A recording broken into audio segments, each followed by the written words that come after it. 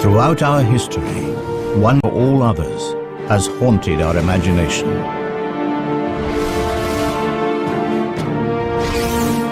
On land and in the air, the dragon has left its mark in the folklore of our ancestors. But what if these fantastic stories were more than myth? What if the legends were true?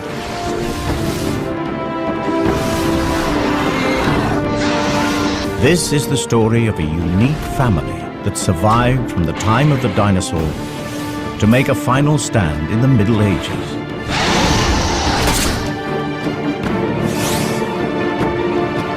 A scientific exploration of a remarkable species. This is the natural history of the most extraordinary creature that never existed.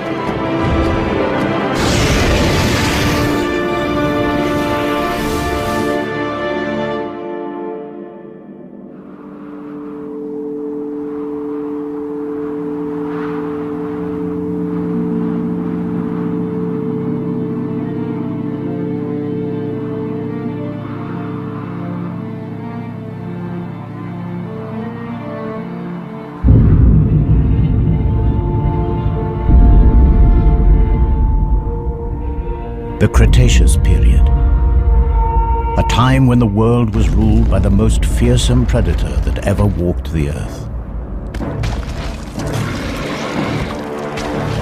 Tyrannosaurus Rex.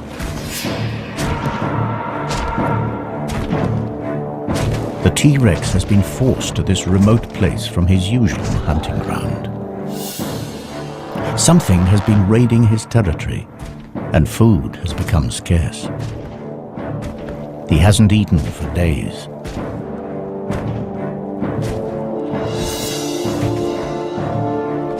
At last, a potential kill.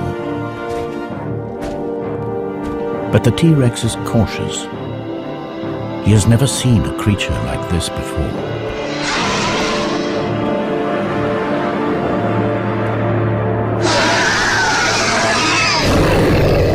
Hunger drives him on. The T-Rex has a clear weight advantage. So his prey bluffs, extends its wings to give the illusion that it is much larger than it really is.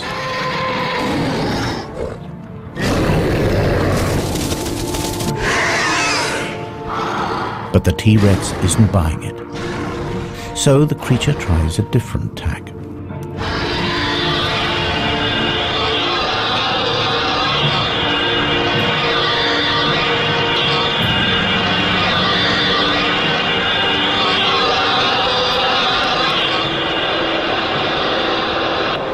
The cry carries for miles.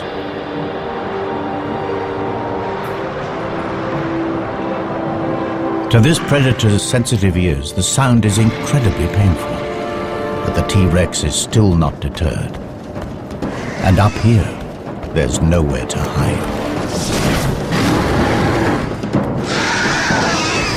But it is the T-Rex, not his prey, that is fatally exposed. They are not alone.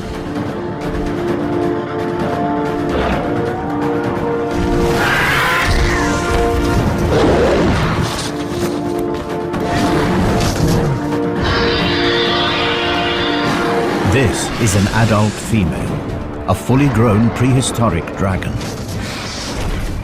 This is her territory and she's protecting her son.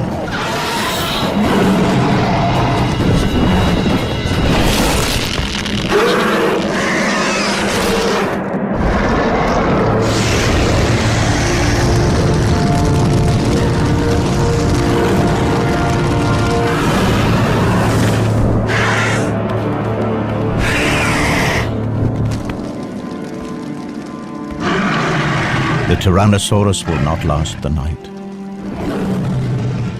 But the mother is also seriously injured. With a broken wing, she can no longer hunt to feed herself or her offspring.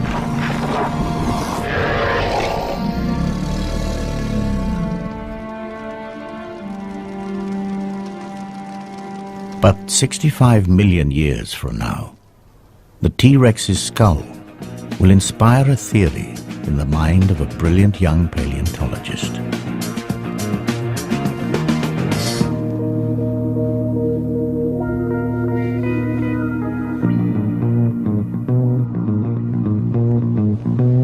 This is one of only 3 intact T-Rex skulls that have ever been found.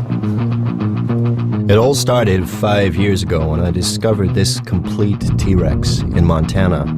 It was big news. Dr. Jack Tanner, paleontologist, an overnight celebrity. But then I blew it. I proposed the existence of an impossible creature. You see, my T-Rex skull was damaged in a very specific way. To me, the injuries were evidence of an attack by a predator unlike anything known to science. The evidence was undeniable, so I tried to get others to see things my way. The nature of these marks suggests that this skull was punctured by 3 sharp objects in an arc. It's a talon formation. But I don't believe that these puncture wounds actually killed the Rex. The real death blow is here. See? Symmetrical deposits of carbon down both sides of the skull. These are scorch marks. Precise. Aimed. Perhaps my childhood obsession had clouded my thinking. You see, as a kid, I was mad about dragons. Dragons from the high seas, flying dragons from Greenland, fire-breathing dragons from Europe. And here's the thing that got me. These myths came from all over the world, right? From cultures that could never have met. And yet from the Andes to the Himalayas, you could hear stories of dragons. How? Here's a kid's best guess. Because the stories were real. Last week, guess what? Out of nowhere, the Dragon Man is thrown a lifeline. Another find. Not Montana this time, but on a Romanian mountain.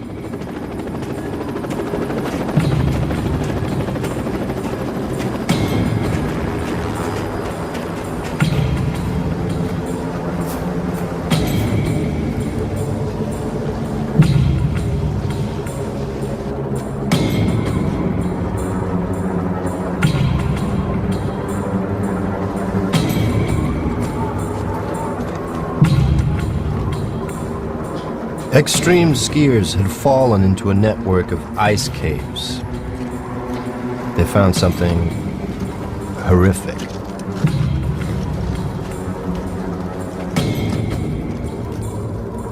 A body, and he wasn't wearing the latest lightweight thermals. It was ancient. There's nothing the police could do with a 15th century corpse. This was a case for historians, not detectives. But police being police, they couldn't resist a nose around. They uncovered a medieval crime scene. A massacre.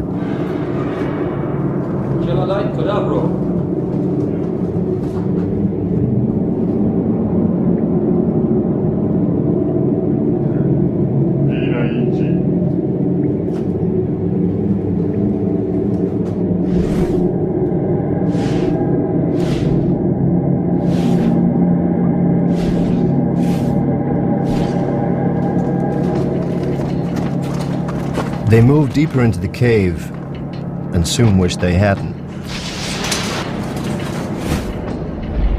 Now, I don't know the Romanian word for dragon, but someone said it.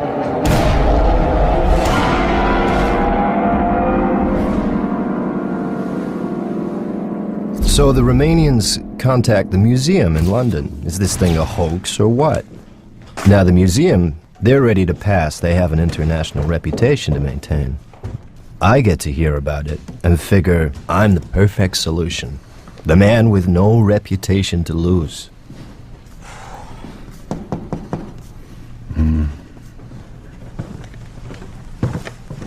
Have you seen the pictures?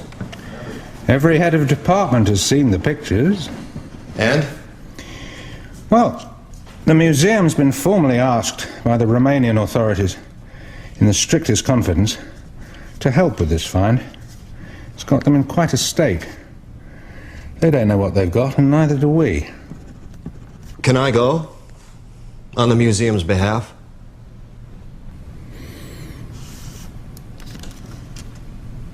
I can call a meeting.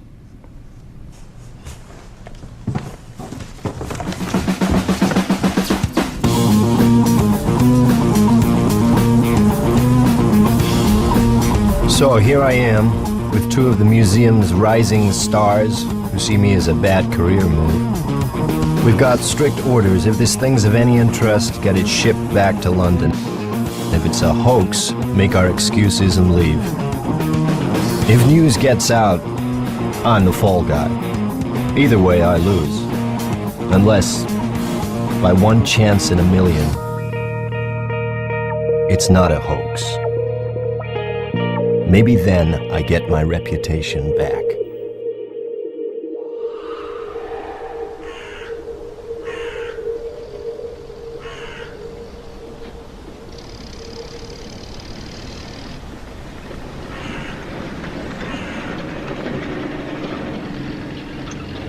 It starts badly.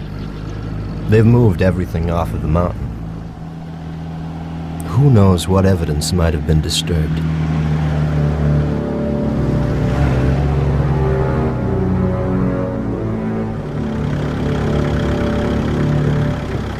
So we're in the backwoods, at a makeshift mortuary in an overgrown shed.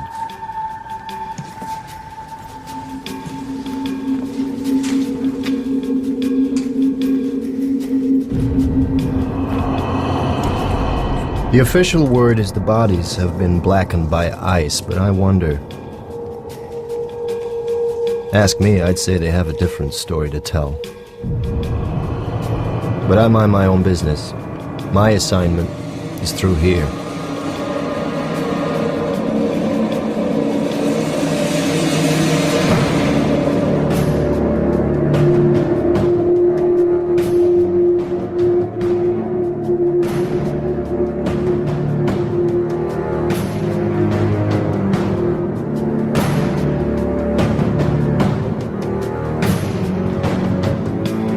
Nobody said anything about a whole carcass. It's massive. I can see why the Romanians were cagey. I should be too, if I had any sense. This has got to be a hoax. Hasn't it?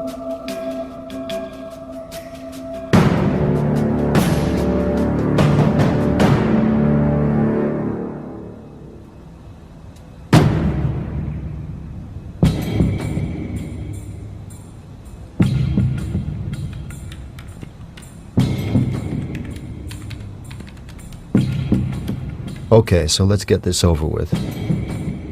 12:05 p.m., June 25th.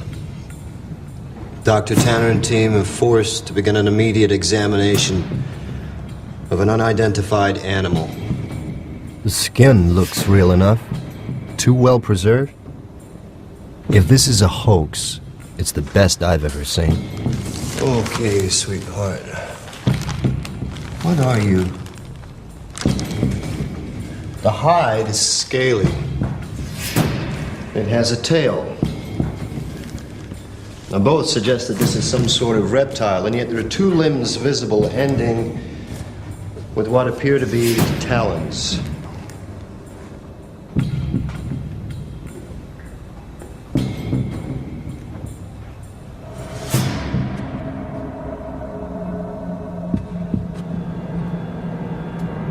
Now, these are general characteristics.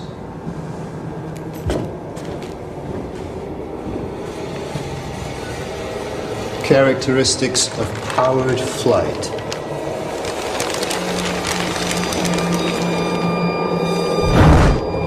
Could this thing really fly?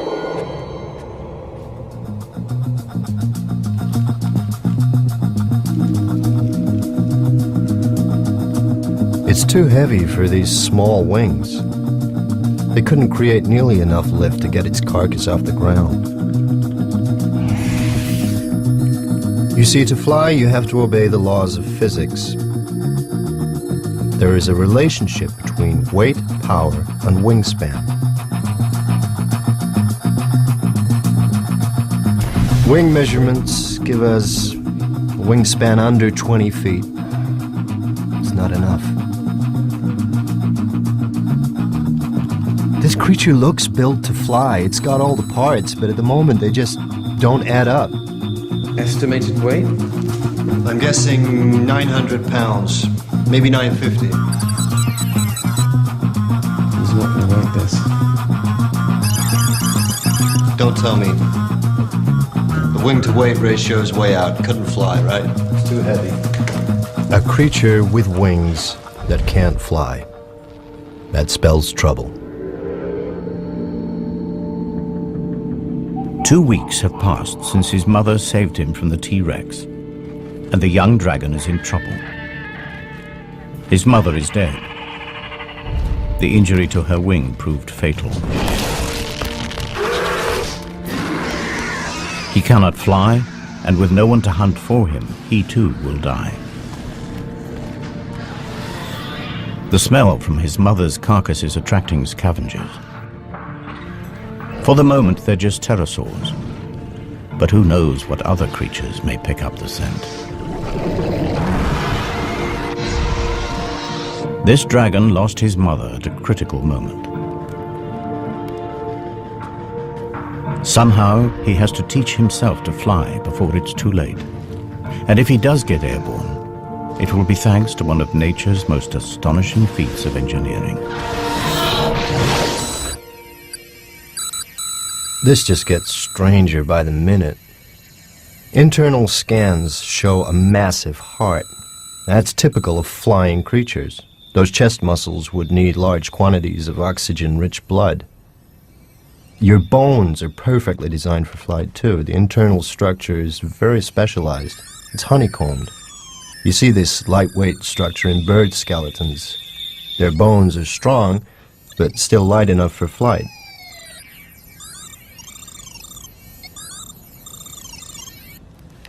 But you're still too heavy for those wings.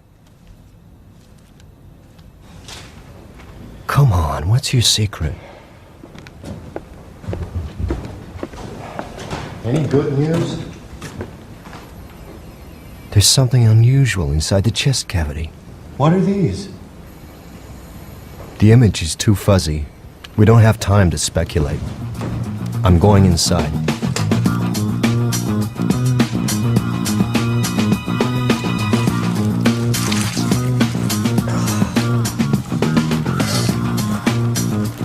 The plot thickens. A second pair of lungs? But there's no internal structure. Bladders, maybe? They must have held something. Will you pass me a syringe, please?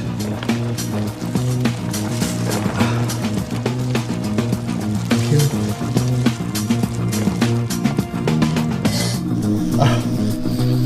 It's gas. Analysis, please.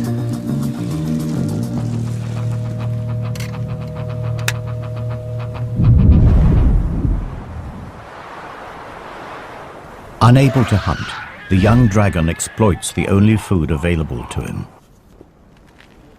His mother's meat will keep him alive for a few days. But if he can't fly, he can't hunt. His future looks bleak. Yet, even in death, his mother may still help him.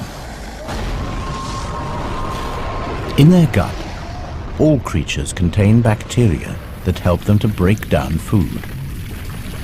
And as they do this, they release gas. But the bacteria inside dragons are unique, and the gas they produce is special.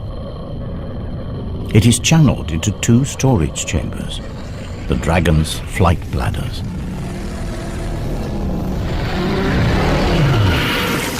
Alongside the super light skeleton, these bladders provide the key to flight, provided you know how to use them.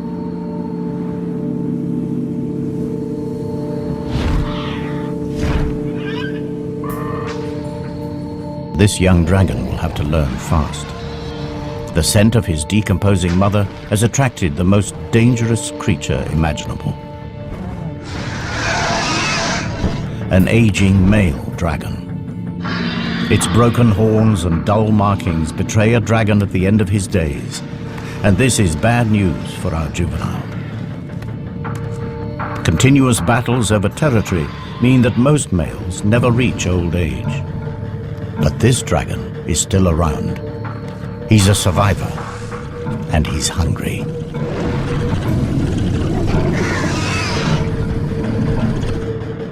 The youngster senses that given the choice, he'd prefer fresh meat. And this time, his mother isn't there to save him. His only hope is to take to the air.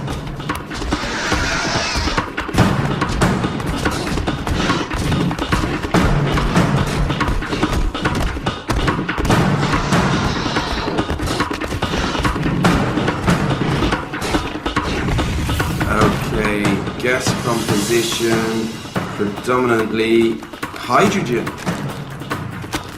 Hydrogen. It's 14 times less dense than air. It's odorless, colorless. You put hydrogen in a balloon, what happens? It floats away, right? The juvenile heads for the trees.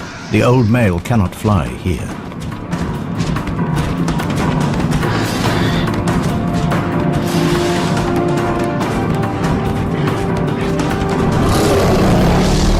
Inside, the young dragon's body is working overtime. Heart beating, muscles pumping, and hydrogen is collecting at a phenomenal rate.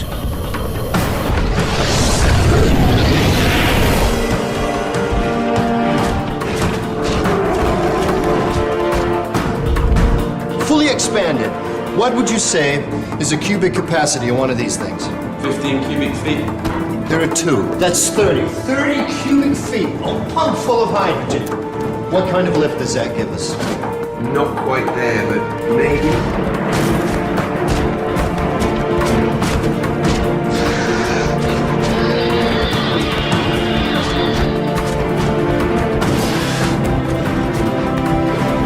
The youngster's flight bladders are now full, but crucially, so is his stomach.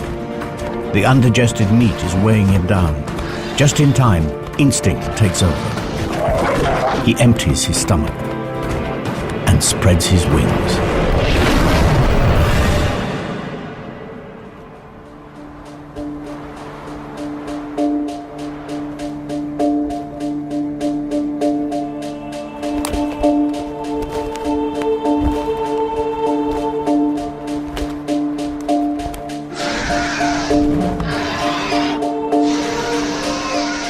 Exhausted, the old male abandons the chase. Our young dragon has found his wings, just in time, and for the very first time in his life.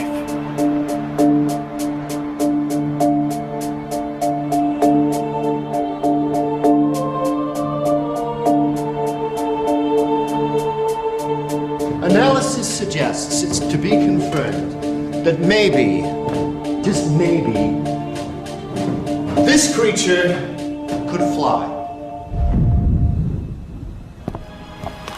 This is no hoax. This thing is for real. A gigantic flying lizard. Too much to expect that you could breathe fire, too.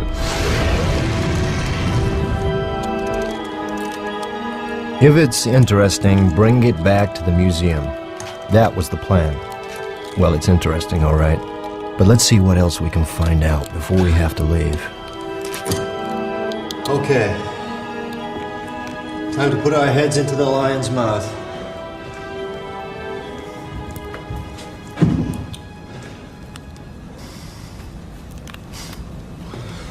Was clearly a carnivore, a formidable predator. What's going on here? You've got incisors for ripping meat, and molars, Can I take a grinding teeth. Stingrays have the same kind of teeth for crunching rock-hard shells. What would a meat-eating predator want with teeth like these?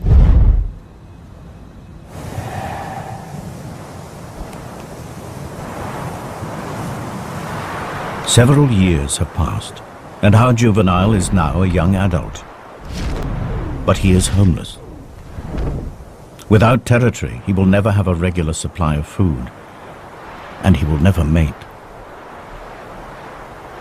But his time has come. In the past, he has strayed accidentally inside the territory of dominant males. Today, there is no mistake. It is a daring act. Half of all young males are killed in territorial battles. The dull coat of adolescence has transformed into a vibrant display designed to intimidate rival males.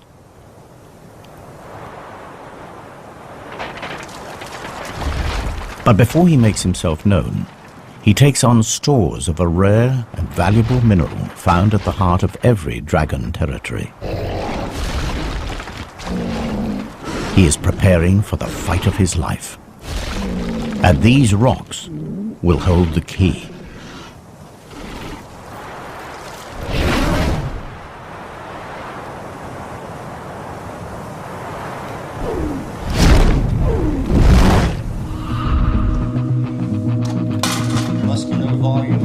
The inner surface of the mouth is incredible. It's almost armor-plated. Now this is something I've definitely seen before. A fleshy valve at the back of the throat. This flap is very similar to the false palates found in crocodile throats. Crocs use it to stop their lungs from flooding while holding prey underwater. It's a very distinctive shape, and come to think of it, I think I've seen fossils of this somewhere. This is a highly specialized structure. Can you scout the excavations and dig sites and museums, see if anything like this bone has popped up anywhere else? Or maybe it's an adaptation. Maybe it wasn't used to prevent water flooding the lungs. Maybe it's to prevent a backdraft of fire from burning the throat. Boy, when you say it out loud, does it sound lame. It doesn't look like fire ever came out of this creature's mouth. There's no carbonized food residue, no signs of charring whatsoever. It's as if all the tools are here, they just haven't been used. Perhaps it didn't breathe fire at all. Well, maybe you're right.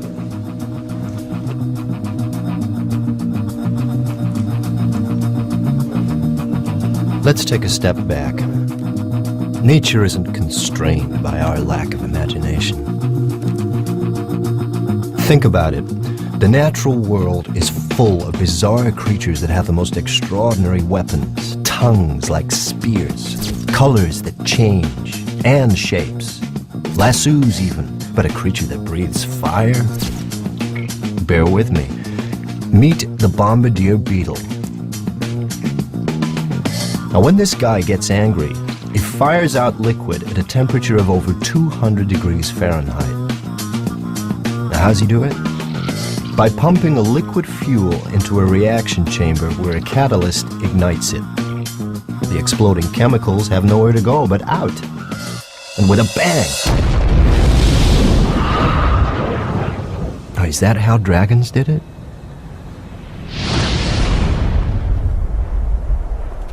In the heart of his territory, the resident dragon, the alpha male, blasts a warning into the air. It signals that he is fit, healthy, and confident enough to waste precious fire on a display. The message is not lost on our young challenger.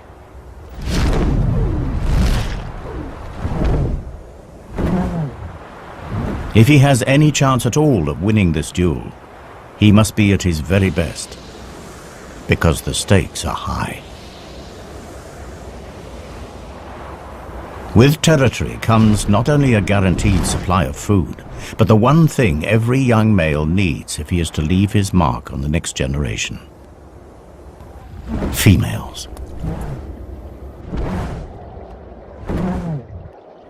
And this female is the reason he is here.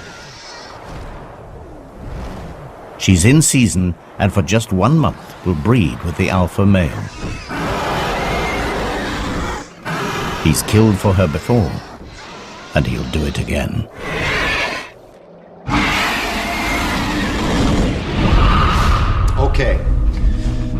back to basics. What do we need to produce fire? We need fuel, and we need something to light it with, an ignition system. We need a light, combustible material. Like gas?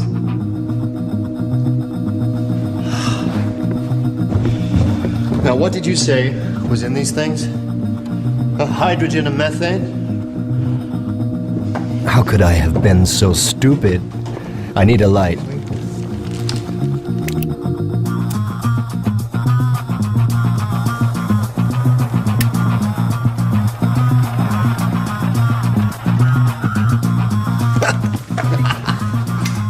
It's hydrogen and methane, both combustible gases, both lighter than air.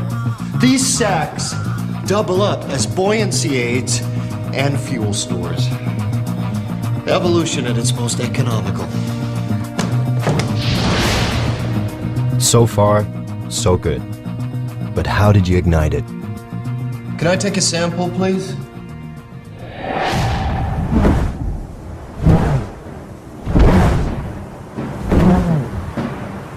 The alpha male is an experienced warhorse. With nothing to prove, he's lost the bright colors that mark out the young challenger.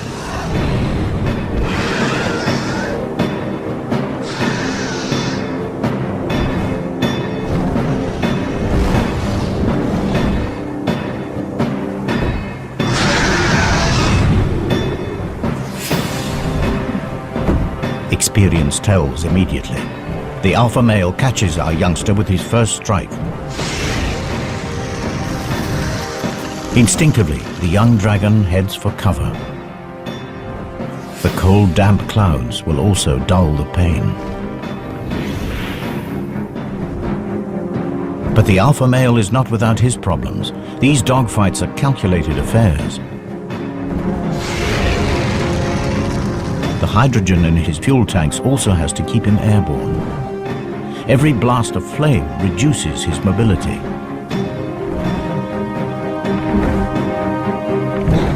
The challenger appears to accept defeat. He heads for the territorial boundary.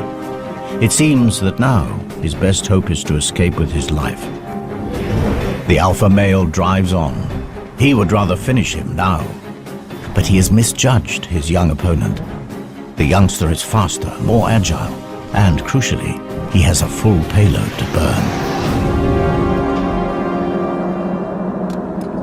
Wouldn't you know it?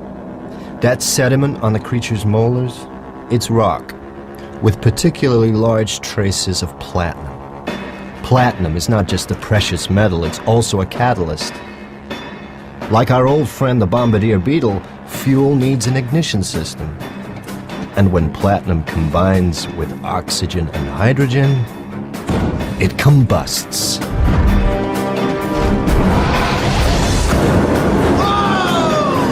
It produces fire.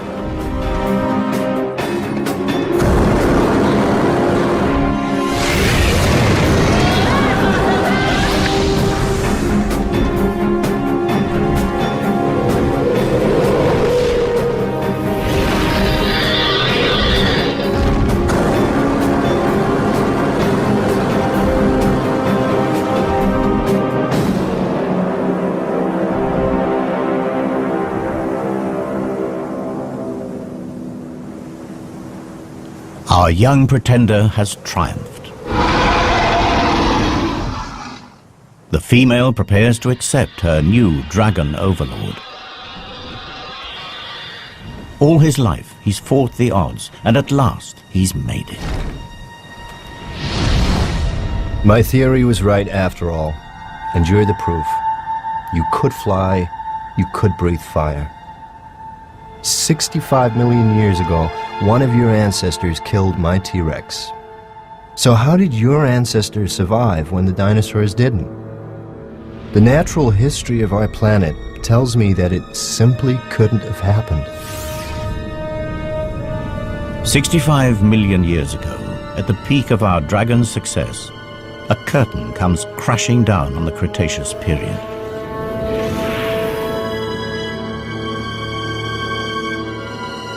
A meteorite the size of Mount Everest smashes into the planet. Known as the KT event, it wipes out nearly all life on Earth.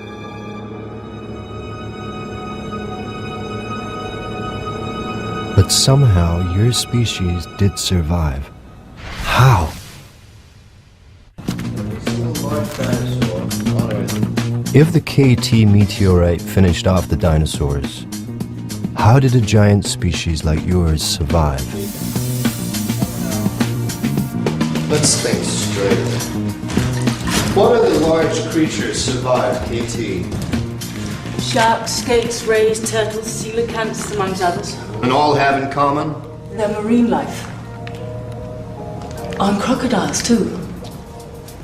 Crocodiles. The false palate, it's found in crocodiles. Raised nostrils, suggesting a creature that could hold its prey in its jaws and breathe while completely submerged in water. But this creature didn't swim, it flew. It has wings and talons, not webbed feet, suggesting the palate must be an evolutionary relic. Somewhere in the dim and distant past, this creature's ancestors lived in water. You swam from extinction.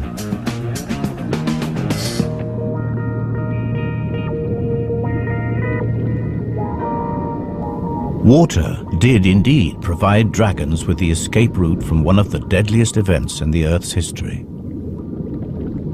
But not the prehistoric dragon. The land-living dragon was indeed wiped out. But it was not alone. The dragon family had another branch.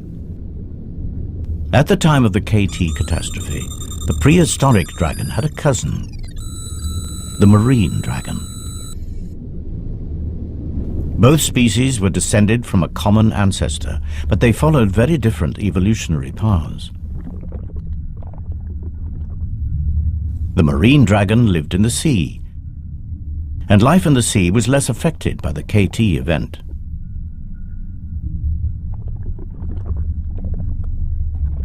As they evolved, their flight bladders became swim bladders.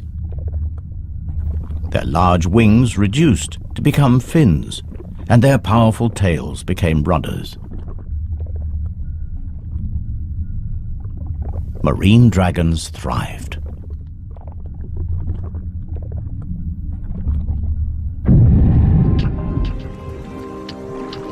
Then, as global temperatures rose and the land recovered, some marine dragons returned to shallow waters.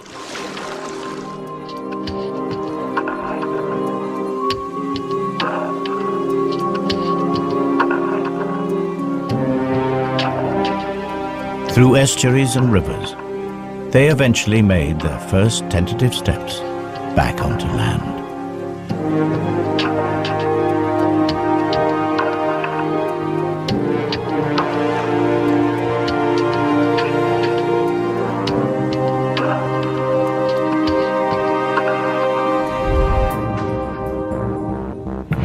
The sea serpent.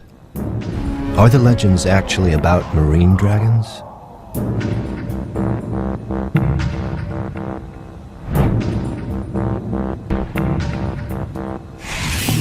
That false pallet, guess what? Looks like it's turned up at a dig site. This could be our missing link. Well, what kind of environment are we talking about? Forest. What kind of forest? Bamboo. I knew I'd seen the pallet before. It was in that excavation in China. I thought it had been from an extinct branch of crocodilian. Turns out to be much more exciting. So the water dragon came back on land and evolved into new species, at least one of them in Asia. Forest dwelling. What would you be like? Well, in Chinese mythology, dragons are low-slung, elongated, slender. The kind of body one would expect from an animal that's recently adapted from water. Was it really suited for life in a forest?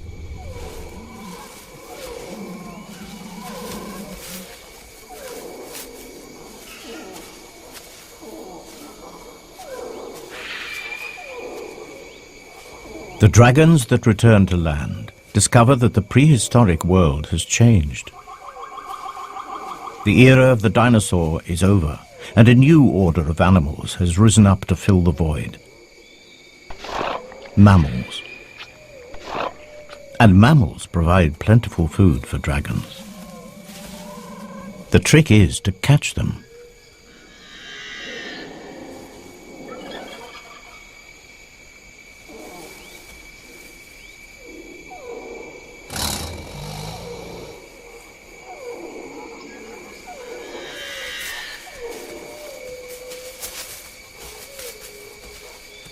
The superb camouflage and silent movement has made this dragon all but invisible in the bamboo forest. The wings on this dragon are too small for flight, but the flight bladders provide gentle lift and allow her to glide silently across the forest floor. The markings on her skin break up her outline in the dappled forest light. And to be sure, this massive relic from the age of the dinosaur has had to develop new tricks. Hunting mammals in this compact environment requires tremendous guile. Small, fast, and agile, mammals have incredibly acute hearing and smell. Alerted, they can disappear in an instant. Positioning herself downwind from her prey, she lies in wait and listens intently.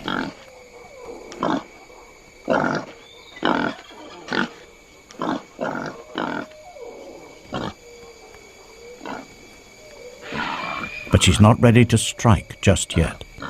Not before unveiling a highly specialized weapon that gives her an edge against this wary prey.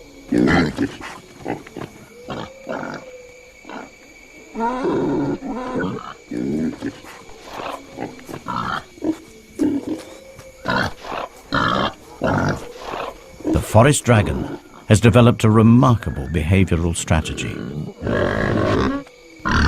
Mimicry.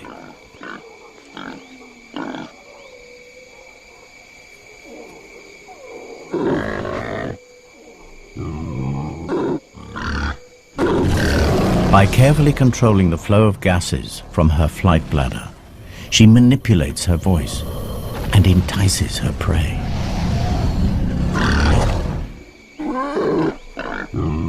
But her hunt is disturbed. There's an intruder in her territory, a creature that will come between this dragon and her prey for the last time. It's not just the invasion of her territory that riles her, or the loss of the odd meal.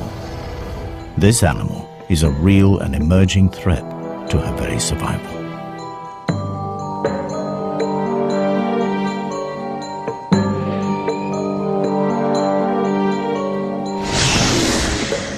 A glide is the best her stunted wings allow. But she has the scent now and is determined to finish things.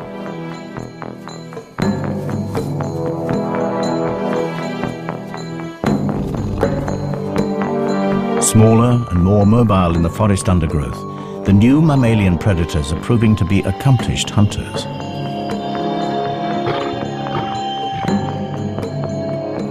Left alone, these predators will outcompete her for food, and she would starve. She isn't going to let it happen. The dragon closes to striking range. She blends into her surroundings, unseen, but not unheard.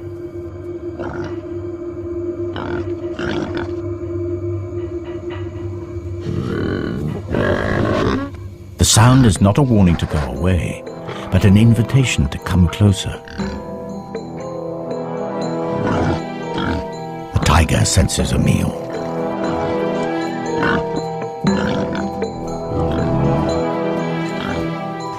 But he is a cautious hunter. The dragon tries a subtle change of pitch. The prey sounds distressed. An injury, perhaps?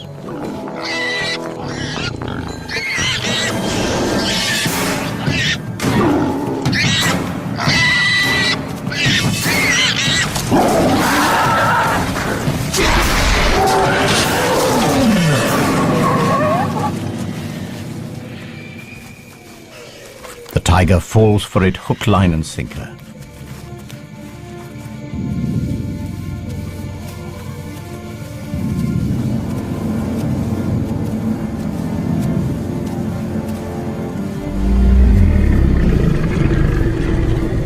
One less rival, one more meal. The kill is taken to a clearing.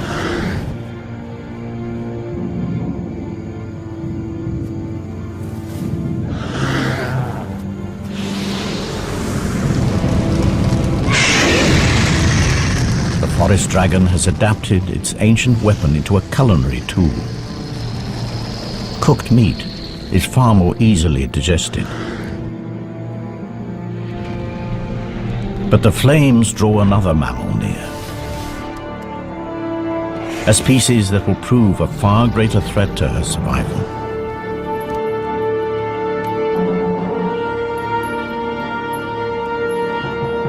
I came here to expose a hoax, and suddenly a whole reptile family is coming to life. What a family. Of all the prehistoric giants, only yours survived the KT catastrophe. And you weren't the only dragon. Seems there was a forest-dwelling Asian dragon, a sea dragon too, just like the myths. Could there have been others? I need more time. The helicopter will be with us any minute, and soon we'll be heading back to England. And once this thing's back in the museum, I won't get a look in.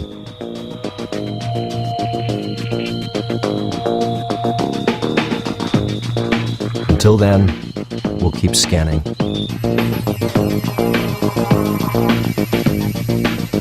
You need to look at this.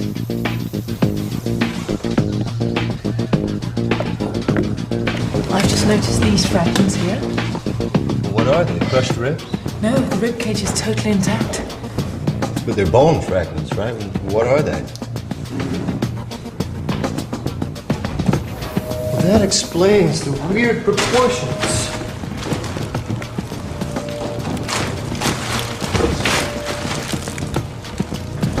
Of course. It's got 4 legs. And 2 wings. 6 limbs. No vertebrate that ever lived has 6 limbs.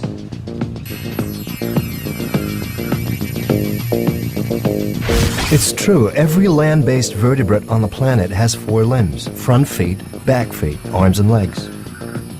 And airborne creatures too. Feet and wings. They all have 4 limbs. But not this dragon. It's got 6. It can't be a fake. Not now. If those legs are for real, then they'll show up in its DNA. Oh my. Now that's some freaky mutation. This creature has a genetic adaptation unlike anything in the animal kingdom, and wouldn't you know it? In the gene responsible for generating limbs. And it's here in mythology, too. The Chinese, the Aztecs, Polynesians, they all drew images of creatures with the same adaptation, giant 6-limbed reptiles. The clue was there all along. How could I have missed it? These drawings aren't wild imagination. They're records. These primitive people were telling us something, and we weren't listening. And if the images are accurate, then there are even more evidence that there were many types of dragon, and they lived everywhere on the planet. Okay, we've got evidence for a marine dragon, the sea serpent of legend, a forest dragon that lived in Asia,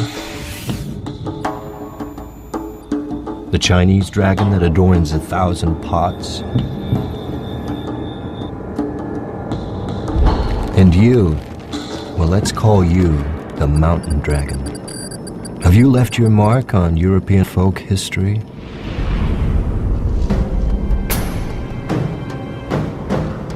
Romania, dragon iconography. Here you are, recorded in stained glass. The locals called you the devil from the mountains. And the legend conforms pretty much to type, terrorizing local folk, raiding livestock, breathing fire, a monumental battle to the death. Is this a 15th century photograph of you?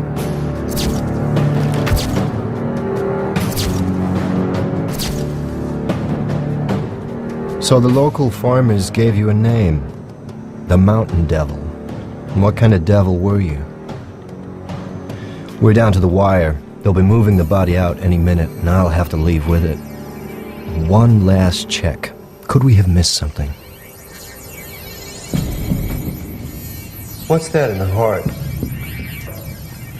It's something embedded in the right atrium.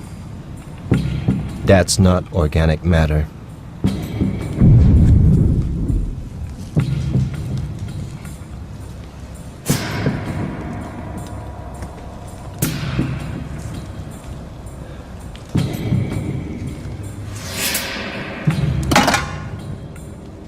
This could be really important. Unequivocal evidence that dragons and humans were at war.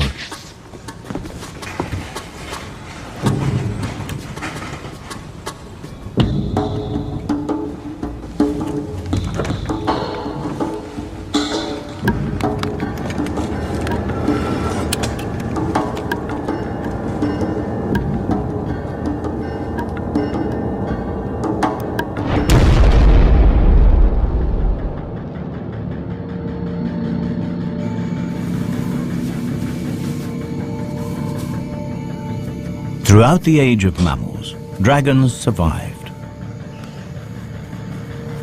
But their survival was precarious.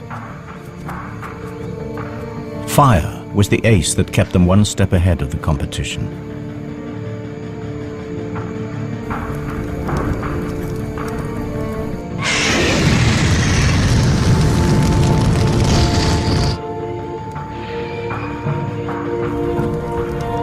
But in time, a new mammal emerged.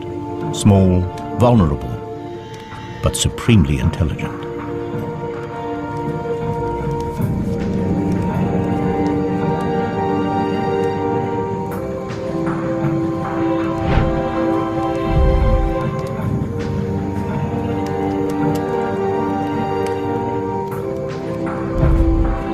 Physically, man was no match for a dragon. But he recognized the possibilities of fire.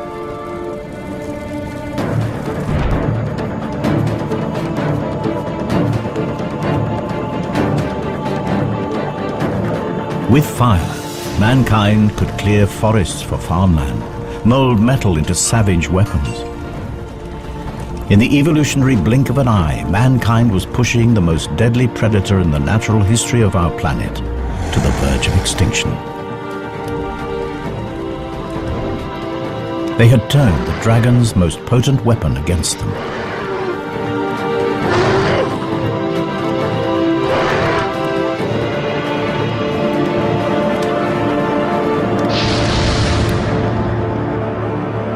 The stories of these epic battles were recorded in folklore around the world, culminating here in Romania. A dark story passed down through generations. The story of a demon on a mountaintop, and of nights drawn into the mist, never to be seen again. Until now.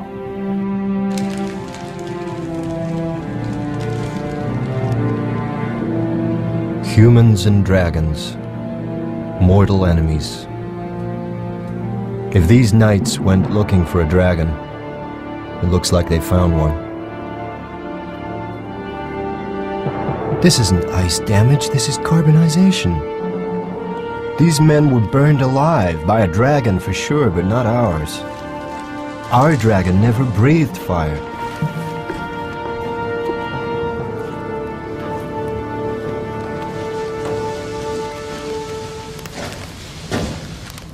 We haven't finished yet. Yes, we have. Look. Look. Carbon. I found it on one of those bodies out there. Those bodies have been scorched.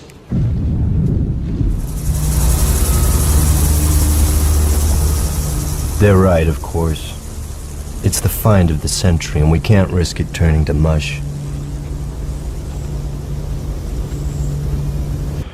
But the mountains are calling me. What did those men find up there? They're ready for it!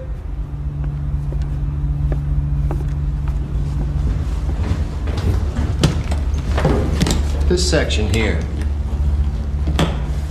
Am I misreading this? Is this a reproductive system? These are oviducts, right? Small ovaries. The female.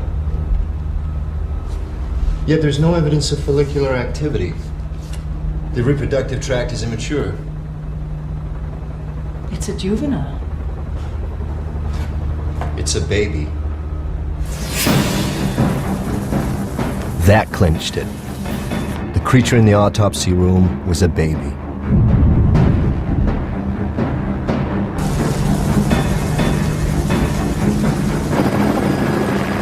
The cave wasn't just the scene of a random crime. It was a nest. The local myth is starting to sound remarkably like an accurate verbal account of a real event.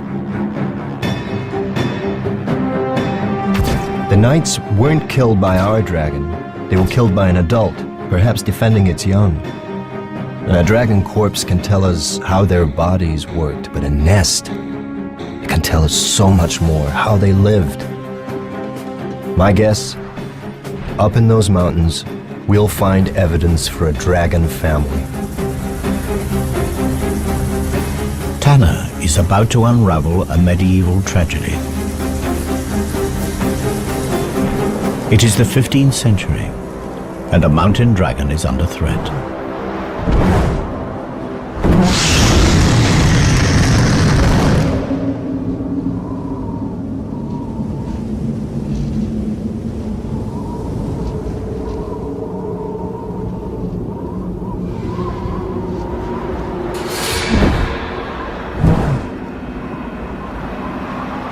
The distant ancestors of this female mountain dragon fed on the wild herds that roamed the vast Asian grasslands.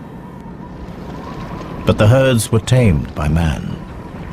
For dragons, they were no longer fair game. They were livestock. And so the dragons that gorged themselves on the plains have been driven to the remote regions of Europe. And in this remote place, wild game is scarce. Today she is hunting the rarest creature on earth. But not to eat. Today, she's looking for a mate. She spreads her scent throughout her territory.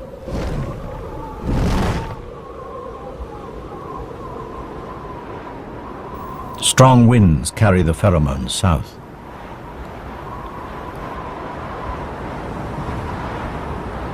Female dragons mate once every 7 years, yet this mature female has never seen a male dragon.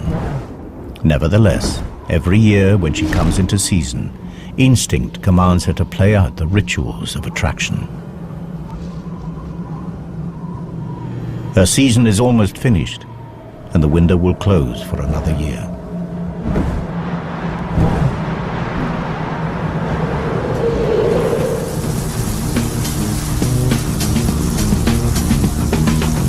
Another change of plan. Something interesting about a half-mile below the cave.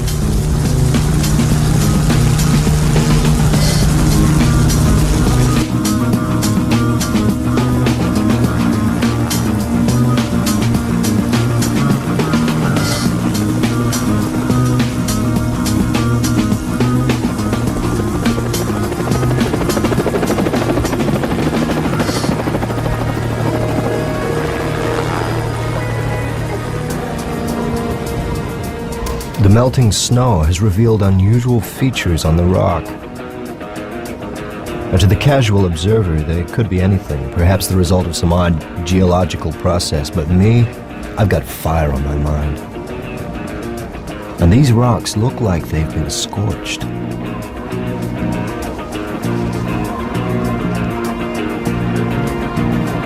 No, don't worry about samples. I need you to follow this line and look for more burn marks. And tread carefully, watch for hidden crevasses. Okay, approximately 2 hours due south from the drop-off point, heading towards the scene of death. Can you take a GPS reference? Okay.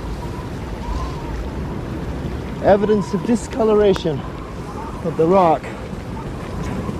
It seems to have been subjected to a blast of intense heat. It's literally scarred the rock. These rocks have been burned to melting point in symmetrical lines. The dimensions are frightening. Lightning couldn't do this. Forest fire? It's not likely. We're halfway up a mountain at the edge of a glacier.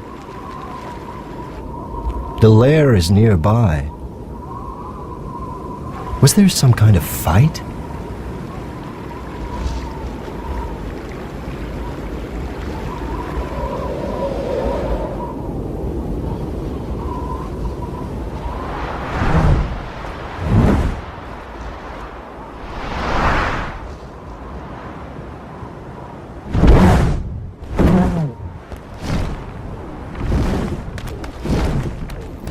The female returns to her den, a network of caves melted into dense glacial ice. Despite the cold temperatures outside, in here the temperature is relatively warm. Like an igloo, the thick walls retain heat. But the mountain dragon has another line of defense against the cold. From her marine ancestor, she's inherited a blood protein that prevents her tissues from freezing. It has proved vital to her species as they are forced into increasingly inhospitable habitats. Soon it will be autumn, and her metabolism will slow as she prepares to hibernate through the bitter winter.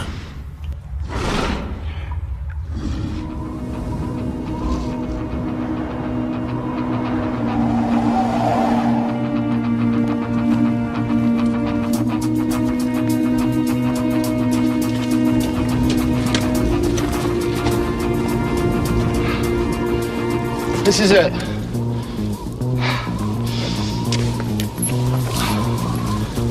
Why would you choose such a remote, inhospitable place to live? Come on.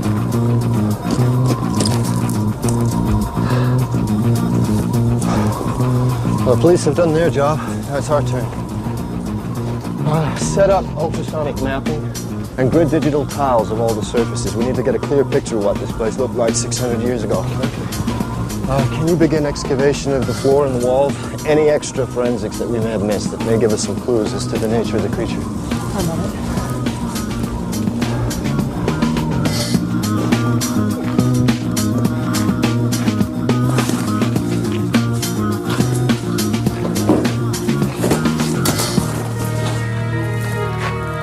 So this was where they found you.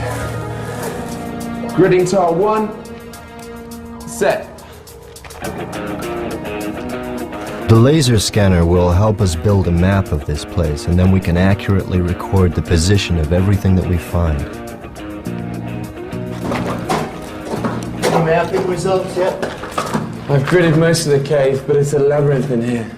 It's anyone's guess what's behind these walls. Glacial movement. Set those echo scan charges at minimum. We don't know how unstable this place is. Echo scanning. Small explosive charges send shock waves into the ice. The echoes will tell us what's behind them.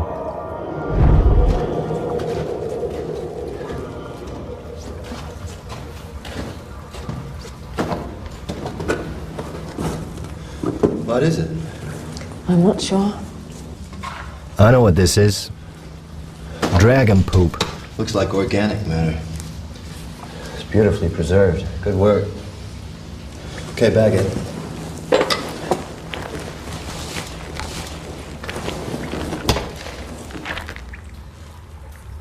Sorry. Evidence of bone shards. And look, these look like fruit stones. Date stones?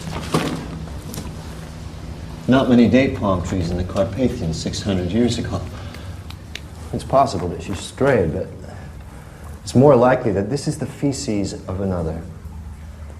And so the next question, why would you travel such an immense distance across the continents and the climates? What could possibly attract you to this place?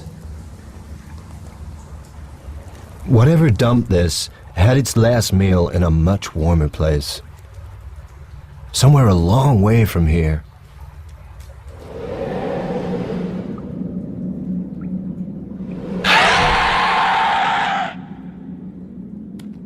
The female's curiosity is aroused.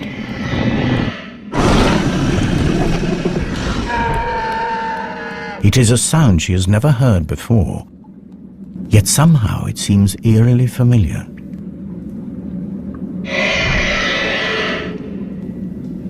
She is compelled to investigate.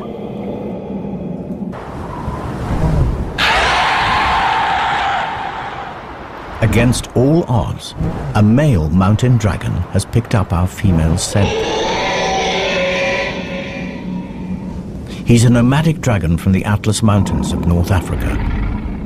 His search for a mate has brought him across southern Europe to the Carpathian Mountains. Now he has found her,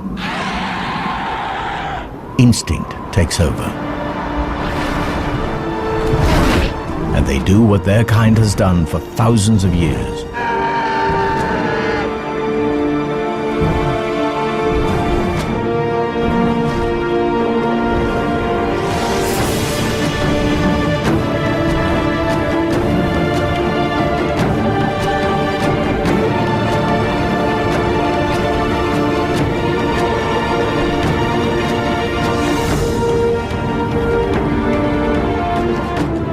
It is a courtship ritual that is as perilous as it is spectacular. At the height of her climb, they lock talons and drop in a dazzling free fall. It is the ultimate test of faith.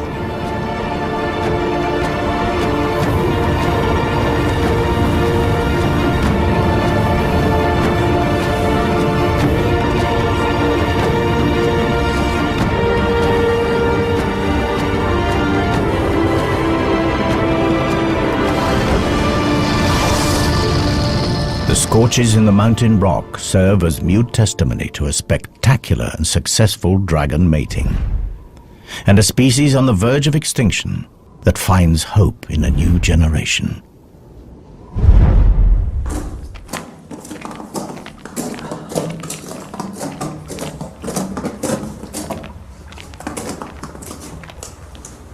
What is that?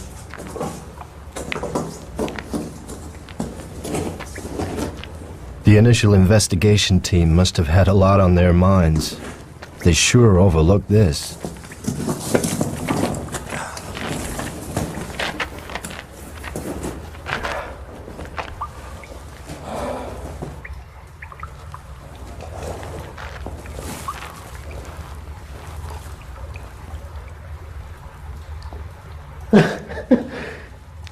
It's a nest.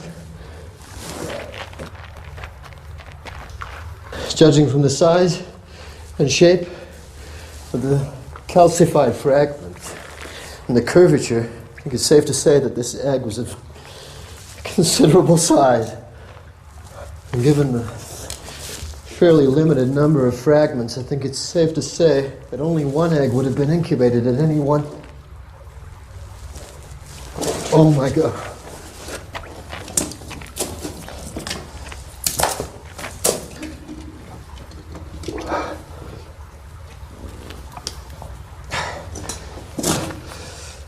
Two eggs in a clutch. But only one of them made it.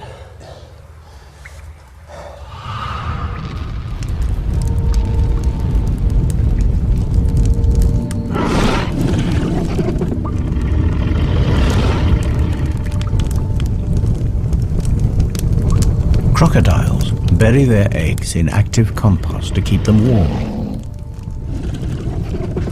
Dragons have a much more direct method.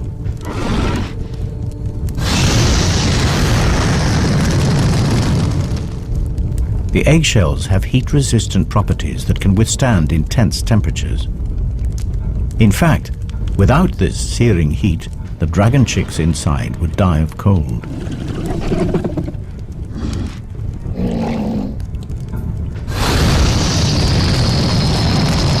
The rocks shield the eggs from the direct blast, but they also retain heat, releasing it over a long period and keeping the temperatures inside the nest stable.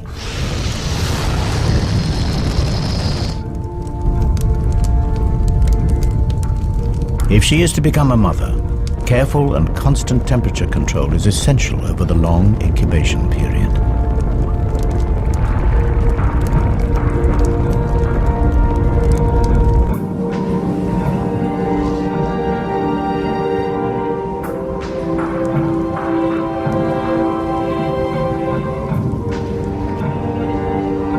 Her mate returns from hunting.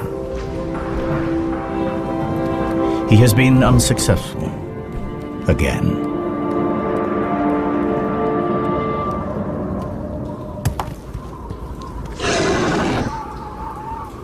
After mating, female dragons become aggressive, deeply defensive when any creature approaches the nest, even a mate.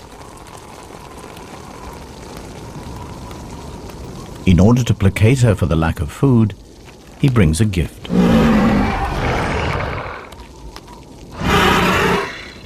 Another rock for the nest.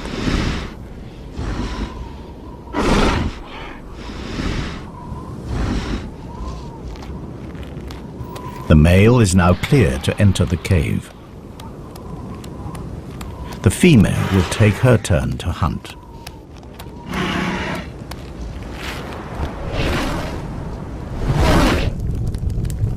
Now the male has responsibility for the nest. Special sensors in his tongue allow him to check the temperature. If the eggs fall below 60 degrees, the chicks will die. Yet, quite deliberately, he lowers the temperature. There is method in this apparent madness. Just like crocodiles, the temperature in the nest will determine the sex of the offspring. Cooler temperatures encourage the development of females. Males, even sons, will compete for territory, food, and breeding females. Females suit him better. In normal times, this self-serving strategy is sound, but in a species on the verge of extinction, an imbalance in the sexes could prove fatal. Should anything happen to him, this tiny group is finished.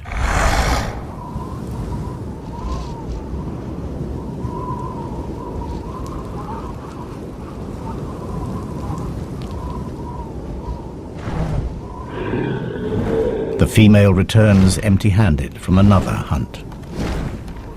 The male is not at his post.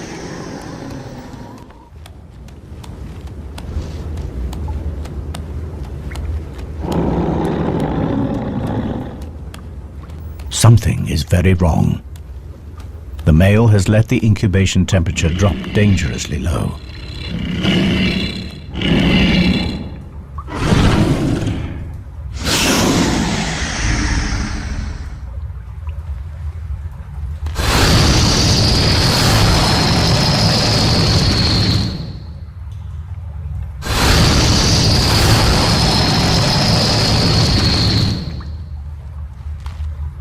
It is already too late for one of her chicks, but one might survive.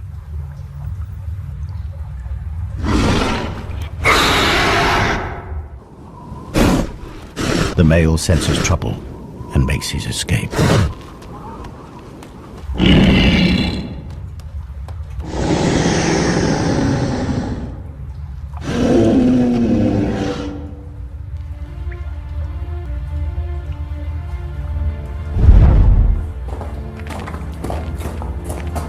cave continues to yield up its secrets at a fantastic rate. Bones from a domesticated sheep. You are preying on local livestock. Silly girl, you are playing a very dangerous game.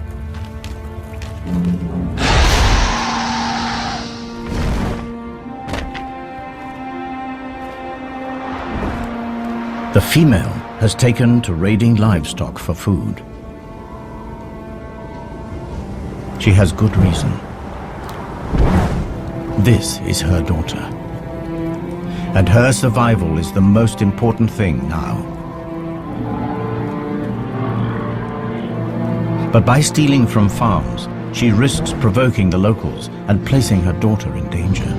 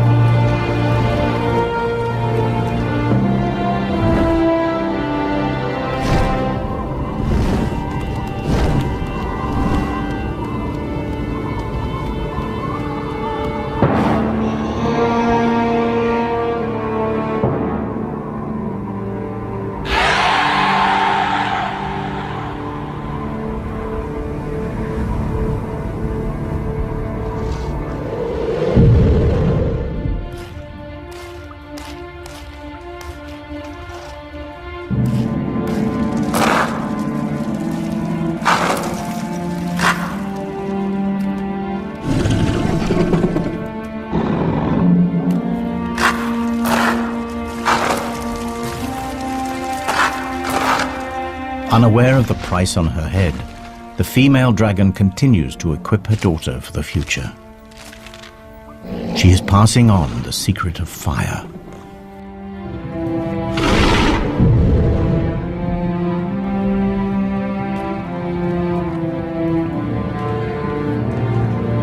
These marks could have been made yesterday. They were after something in the rock. We'll need tests, but my guess is that we'll find platinum. This nest wasn't built here for the view.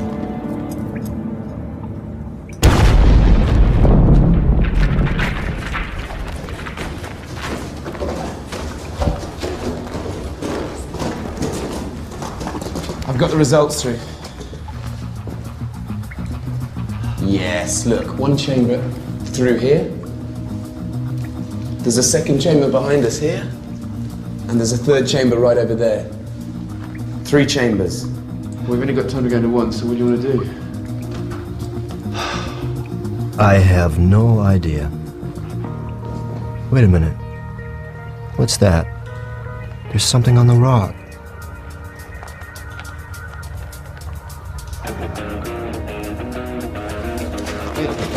Stand here. Stand here. With your arm. This arm. Just stay there. Just don't move. No. Put your arm back.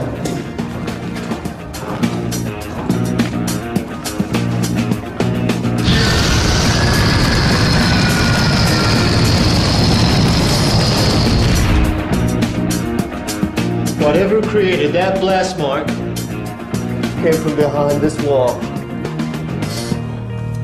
Set up the rover. We're going in here.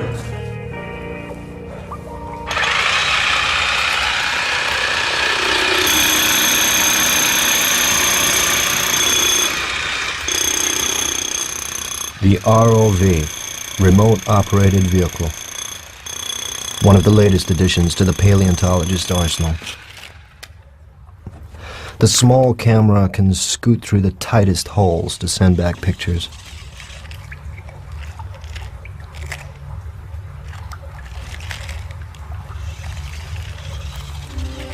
Padre nostro, sei, sia santificato il tuo nome, venga il tuo regno, sia fatta la tua volontà, come in cielo e così in terra. Dacci oggi il nostro pane quotidiano.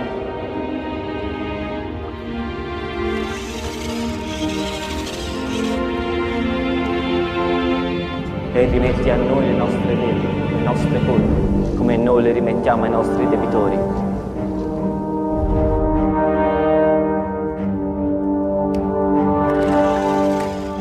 E non ci indurre in tentazione, ma liberaci dal male. Amen.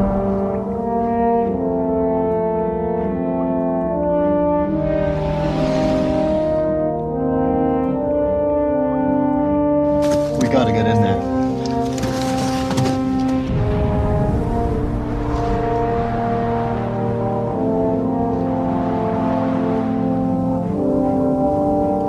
After feeding, mother and daughter bask in the sun's warmth. Their wings soak up heat like solar panels.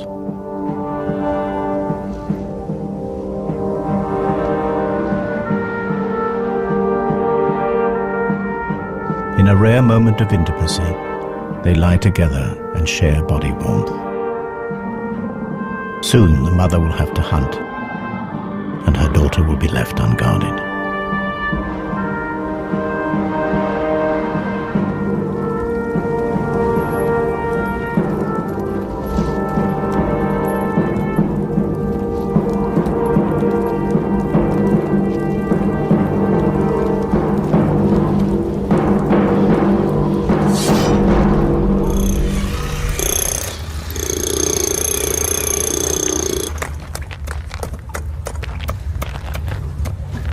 The nights in the mortuary weren't alone.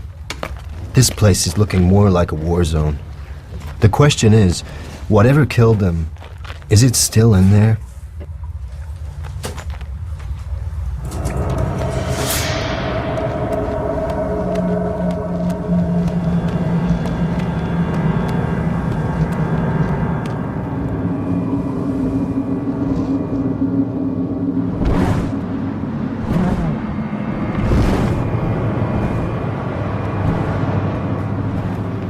With summer drawing to a close, the dragon is desperate to fatten herself and her baby before they hibernate.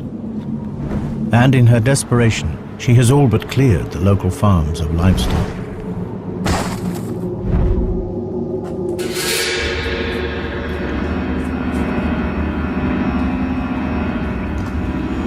There are 2 more bodies in here.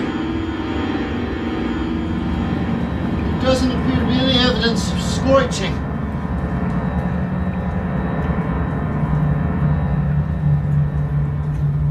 I'm getting closer. I know it. Where are you? Wait, there's another passage. I'm going through here.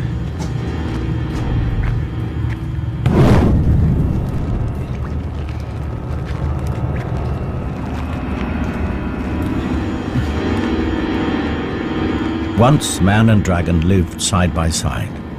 Dragons were respected, even worshipped. Now they are hunted like vermin.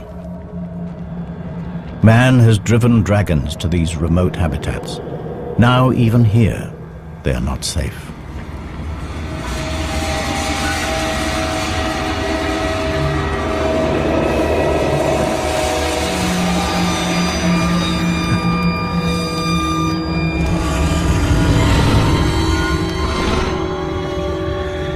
Without the ability to breathe fire, this immature youngster is vulnerable.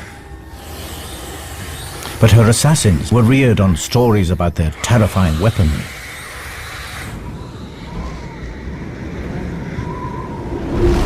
Wary of the fire-breathing devil, they are cautious. Eventually they sense that this dragon carries no threat.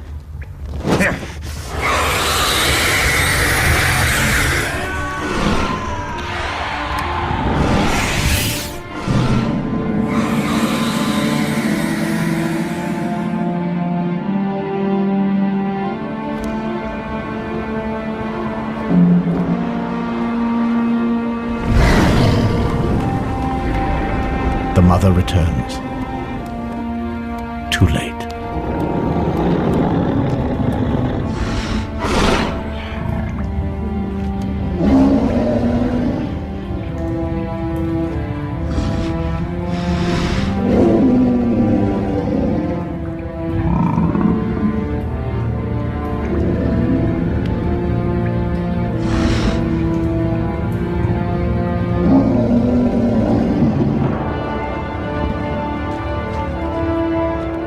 But her grieving will have to wait. She catches a scent, chilling yet familiar. In a final insult, the assassin wears the blood of her daughter as a trophy. These warriors may have survived many battles, but nothing can prepare them for the fury. They are about to reap the whirlwind.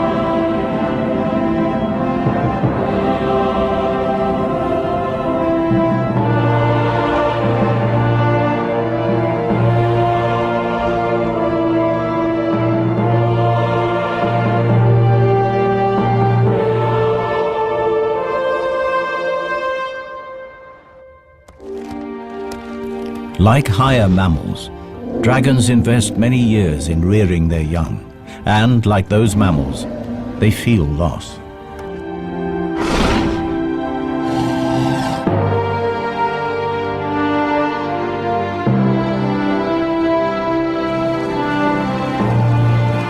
But the trauma of her daughter's death has brought the female dragon into season. She may still be mourning, but her body knows that to survive, she must mate again.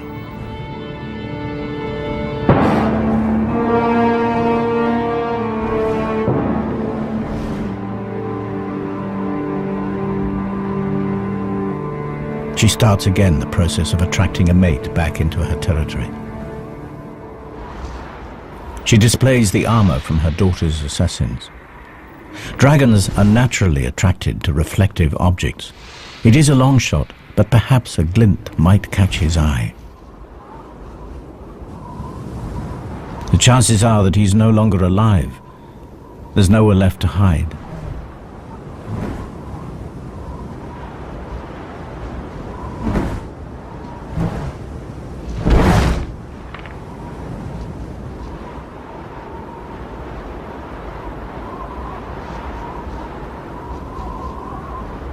As winter draws in, hibernation beckons.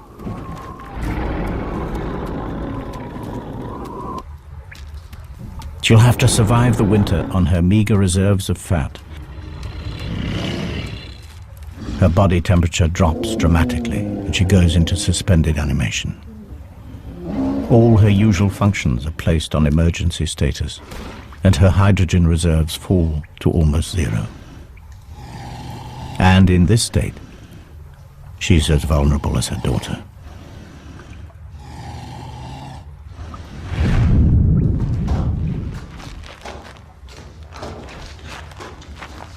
Where are you?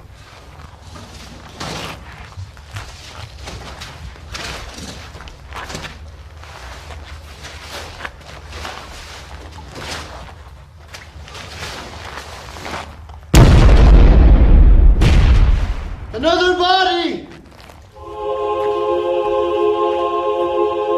A spear. A body. It's crushed by something.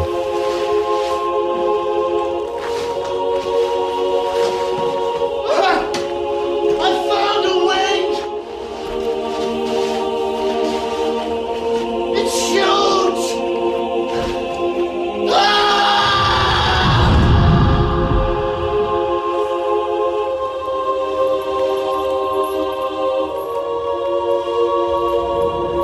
The female is woken from her torpor.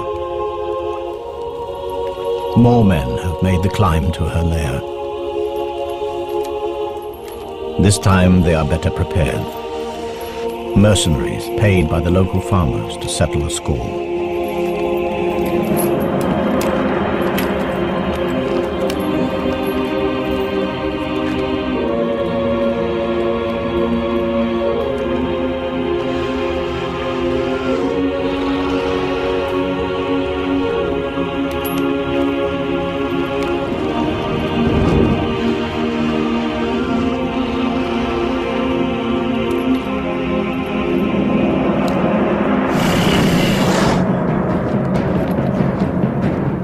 Without food, she cannot make hydrogen.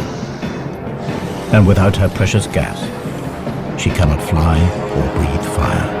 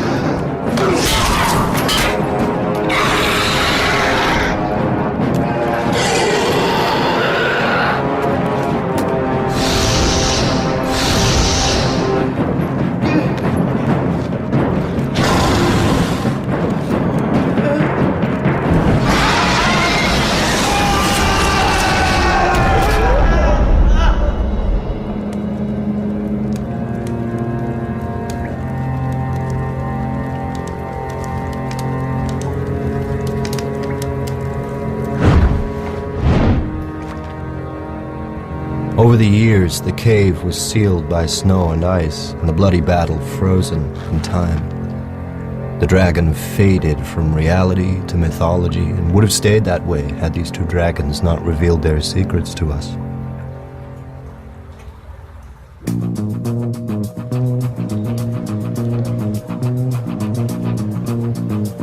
I left the museum with my reputation in pieces. I return with the story to end all stories, and evidence that will rewrite natural history.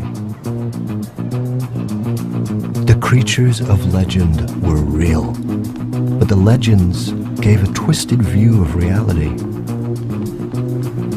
I fill my colleagues in about the fantastic family that we have unearthed. A group of animals that lived alongside the dinosaurs, that escaped annihilation by going underwater, that re-emerged all over the globe, claiming forests and conquering mountains.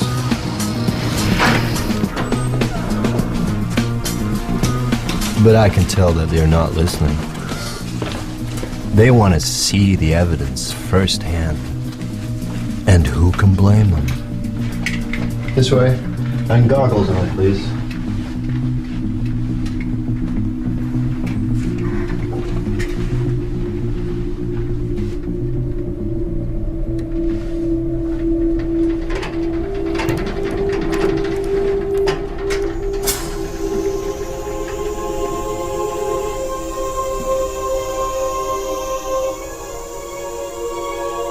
The story of life on our planet has been rewritten by a mother and her child, reunited.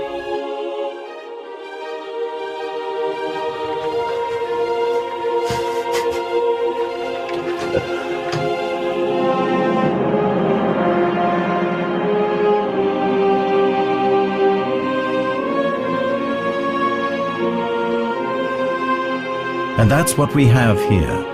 The last of a legendary line. Myth made real.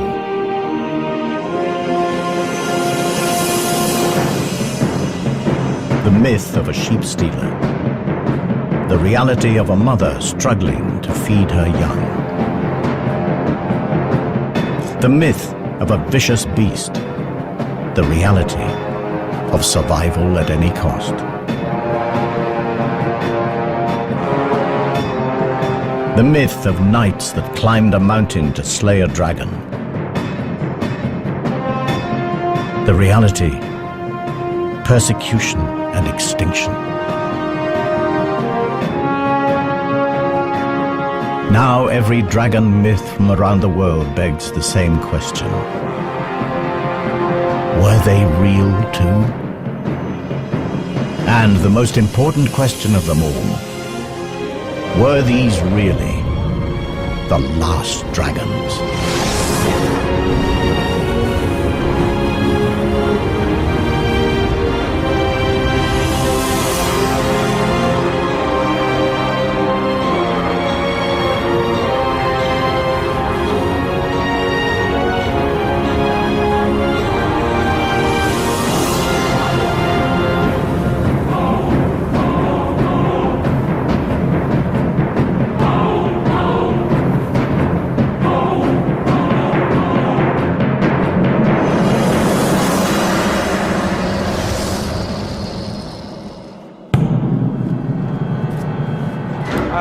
Professor Tanner, I thought I'd catch you.